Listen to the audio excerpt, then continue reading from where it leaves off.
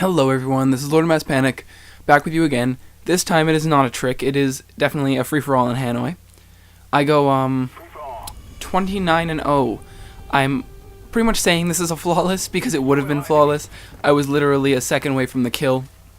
I came into the game a little bit through, so there's a lot of fast-forwarding in all of this, but, it's just a good gameplay to talk to you guys about, because I really do, there's something that was brought up today in a video I watched. I watched a video by xJawz called How to Make a Successful YouTube Channel, and that really piqued my interest because, I don't know, me always looking at what YouTube's evolving into, and definitely not one of the most successful, so definitely for some tips.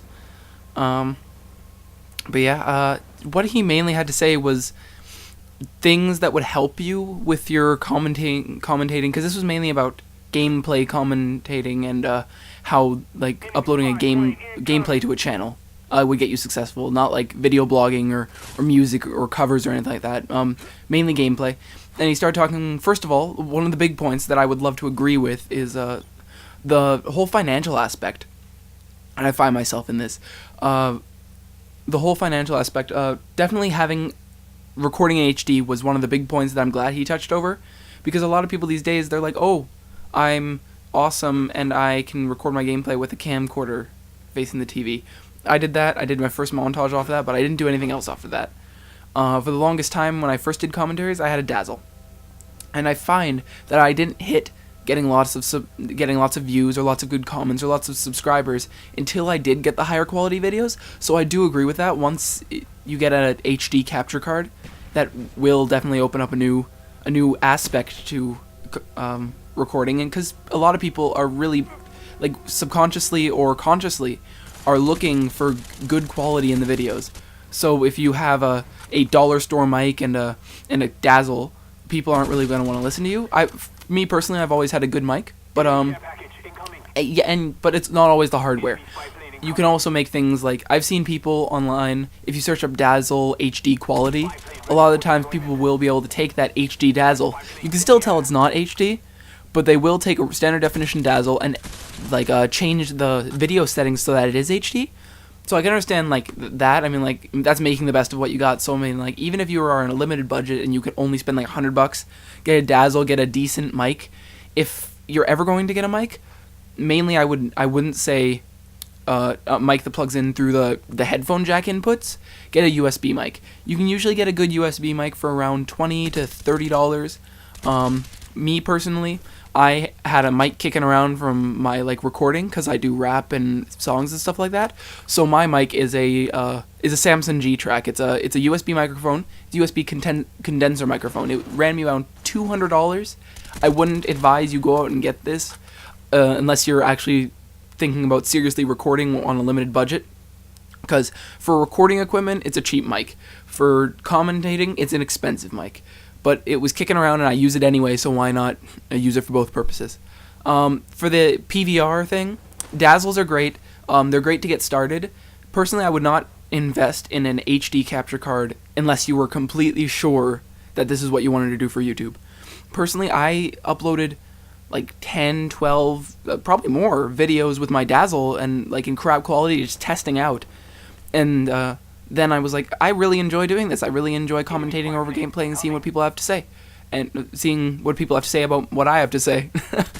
But yeah, so then I got the HD capture card this Christmas, and I'm so glad I do, because it's just so much simpler to record, a lot less finicky, a lot easier to use, and just better quality overall. Along to go with the hardware, software is a big idea. I'm definitely going to move on from this capturing, but software is amazing, because you have to find a good software. Everybody says Sony Vegas, but you do not require Sony Vegas to do commentaries. A lot of commentators I go around are like, use Sony Vegas, it's the best. But if you are confused by the layout, just find something better that suits you. Me, I use Cyberlink Power Director. I used Cyberlink Power Director 8 for the longest time, and I just recently upgraded to Cyberlink Power Director 9, and that mainly works with HD videos, and I personally find it a lot simpler than Sony Vegas, and it does the same things, because for commentating, what are you going to do? You're going to take a video, you're going to record your voice over it. You do not need fancy editing unless you're doing, like, I don't know, machinima quality Black Ops crazy story commentaries that require lots of editing. But yeah. Okay, so now I'm gonna move on to subject matter. What I've found, because xJawz in his video said, I don't know how he phrased it, but he did say that, like, when you're commentating, you have to have something, that you have to have something that you can contribute to the community. And personally, I do not think my subject matter that I use in my videos isn't always so very important and everyone should hear it. I mainly do it because I like to communicate with other fans of the gaming community and other people in the gaming community. I mean, like, it's better to get related with the people in the gaming community than it is to always have something crazy important to say, because if I only had said stuff that was crazy important to say, this would probably be one of 5 videos that are up. Because a lot of the time I put it up there because I got a good gameplay, I just want to chat. It's just an outlet for communication with the gaming community. Like, for example, this one, I could brag about my gameplay, but and a lot of people do that. A lot of people say, oh, let's talk all about gameplay this, gameplay that, 1, 2, A, B, C. But personally, I did that for a little while. I wasn't very good at it. I don't really like explaining my strategies. I know I do well, and personally, I think I get better viewermanship and better replies and better comments from saying what's truly on my mind. And definitely the xJawz thing brought it up, because I found that I don't always have something important to say, but whatever I have to say is important to me. I find that's only all that matters, because there's always going to be someone out there who also shares my point of views. If